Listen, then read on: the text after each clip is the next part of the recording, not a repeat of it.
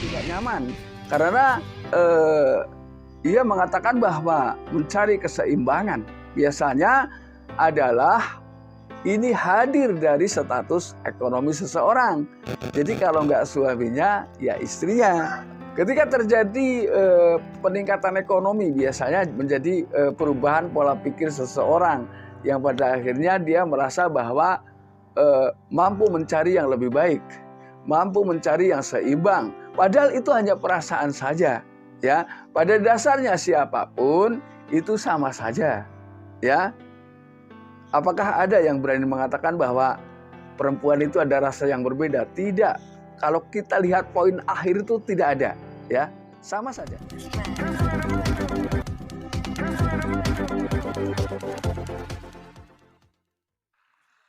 Assalamualaikum warahmatullahi wabarakatuh. Kembali lagi bersama saya Kang Kumis. Kali ini Kang Kumis kembali bersama sahabat semua, tentunya di channel Kang Kumis, channel yang selalu membahas seputar permasalahan kehidupan rumah tangga, percintaan, dan juga masalah perselingkuhan. Nah, pada kesempatan kali ini Kang Kumis ingin membahas mengenai 7 sumber perselingkuhan yang terjadi di tengah kehidupan rumah tangga, atau apa saja sih hal-hal yang menjadi sumber atau hal-hal faktor utama lah ya yang bisa menimbulkan perselingkuhan pada seseorang. Nah, namun sebelum lanjut ke topik, gak ada salahnya silahkan Anda subscribe, like, dan komen. Serta terima kasih juga buat semua sahabat Kang Kumis yang sudah mendukung channel Kang Kumis hingga saat ini. Nah, lalu apa sebetulnya yang menjadi penyebab utama atau menjadi sumber perselingkuhan di tengah kehidupan rumah tangga? Ya, yang pertama karena dia merasa hampa dalam hidup. Artinya mungkin banyak hal yang sudah ia dambakan, yang sudah ia impi-impikan, yang sudah ia cita-citakan, namun belum juga terkabul. Nah ini jadi kehidupan seperti tidak ada harapan. Mungkin hidup terasa mati, mungkin seperti itu ya. Ini yang pertama. Kemudian yang kedua yang menjadi sumber perselingkuhan adalah karena hadirnya keinginan terhadap hal-hal baru. Ya, ini mungkin juga diakibatkan karena adanya komunikasi yang kurang sehat dengan pasangan. Sehingga dia belum mampu menciptakan hal-hal baru karena komunikasi yang terkunci di antara keduanya. Ini bisa menyebabkan pasangan menjadi menginginkan sesuatu yang baru. Mungkin yang ia bayangkan adalah keinginan bagaimana jika ini saya lakukan dengan orang lain, apakah sama saja? Sebetulnya itu. Ya, perasaan itu terus menghantui seseorang sehingga menjadi berselingkuh. Ini yang kedua. Kemudian yang ketiga adalah awalnya iseng, ya, namun berujung rasa puas atau menjadikan akhirnya itu menjadi sebuah kebiasaan. Nah, biasanya perubahan yang dilihat ini jelas. Jadi banyak hal-hal yang memang sering ia lakukan tanpa izin suami. Ini biasanya hanya semata-mata memiliki alasan baru. Bahkan dia biasanya memiliki lingkungan pergaulan yang baru dan teman-teman baru.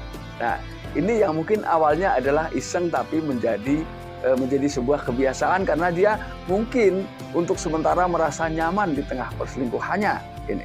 Yang keempat, ini sebetulnya sangat tidak nyaman karena mencari keseimbangan. Biasanya adalah ini hadir dari status ekonomi seseorang. Ketika terjadi peningkatan ekonomi biasanya menjadi perubahan pola pikir seseorang yang pada akhirnya dia merasa bahwa mampu mencari yang lebih baik, mampu mencari yang seimbang. Padahal itu hanya perasaan saja, ya. Pada dasarnya siapapun itu sama saja, ya. Apakah ada yang berani mengatakan bahwa perempuan itu ada rasa yang berbeda? Tidak. Kalau kita lihat poin akhir itu tidak ada, ya. Sama saja. Lalu kemudian yang kelima adalah dengan alasan mengejar keromantisan. Nah, ini yang perlu kita gali dari awal. Padahal sebelum awal mula kita menikah, kita sudah tahu, ya, kebiasaan pasangan kita, perilaku pasangan kita sedikit banyak tentu tahu. Dan Anda memutuskan menikah dengan pasangan Anda, berarti ini adalah merupakan sebuah tekad yang bulat bahwa apapun yang ada pada pasangan saya itu sudah sesuai dengan apa yang saya inginkan. Jadi ketika memang Anda tahu awalnya dia bukan orang yang romantis, ya cari yang lain. Tapi itu sebelum Anda mendapatkan pasangan yang serius, ya, hubungannya belum serius. Nah, makanya adalah masa-masa penjajakan, masa-masa saling memahami satu sama lain. Ini yang jauh lebih penting. Jadi jangan sampai ada yang saling menyalahkan. Kenapa jadi tidak romantis ini?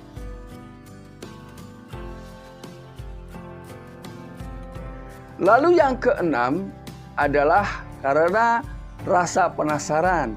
Nah ini, rasa penasaran ini tentunya memang ketika untuk menghapus rasa penasaran memang harus mencoba. Tapi kan ini rumah tangga.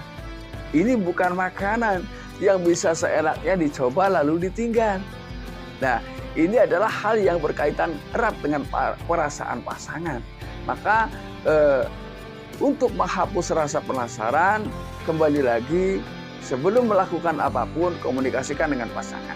Sehingga Anda bisa menemukan solusi yang tepat berdua tanpa harus melakukan perselingkuhan. Ini yang ke-6. Lalu kemudian yang ke-7, ini logis. Ya, jadi bukan keromantisan, bukan rasa ya terhadap selingkuhan, tapi mungkin ini lebih mengejar ke masalah kemapanan. Nah, kemapanan ini memang biasanya timbul karena banyak ekspektasi yang gagal, ya, ekspektasi yang tidak terwujud. Satu keinginan yang mungkin sebetulnya bukan tidak terwujud, tapi mungkin belum terwujud, ya, di tengah kehidupan rumah tangga, ya. Maka dari itu komunikasikan setiap langkah sehingga bisa masing-masing pribadi tahu lah ya apa yang menjadi keinginan pasangan. Sehingga sebetulnya ketika kita mau berusaha keras, mau berkomunikasi atau kerjasama dengan baik dengan pasangan, ini kemapanan bisa didapat oleh siapa saja. Dan kemapanan itu bisa dirasakan bahwa hidup itu nikmat, hidup itu bahagia, itu adalah tergantung bagaimana tingkat rasa syukur yang ada pada orang tersebut. Jadi simpel ini sebetulnya. Jadi kalau bicara kemapanan, toh kita juga harus melihat ke arah akhir sebuah kehidupan. Bahwa sehebat apapun kita akan meninggal itu sia-sia ketika tidak membawa amal. Walaupun mungkin di dunia hidup mapan, tapi semuanya itu akan ditinggalkan.